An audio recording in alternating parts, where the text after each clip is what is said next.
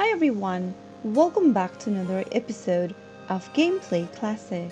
In this tutorial video, I'm going to show you how to change your name on Epic Games account.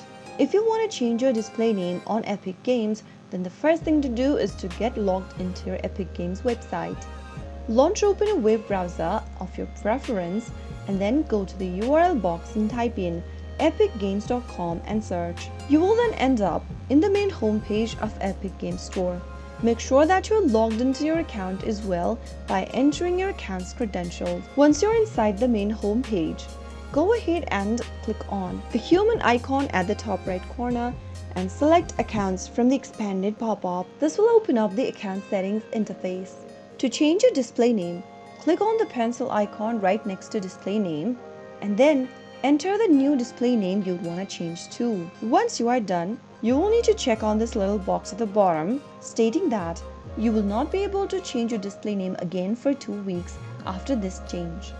After you are done clicking on the box, click on Confirm. Now that will be your new display name for the next 2 weeks.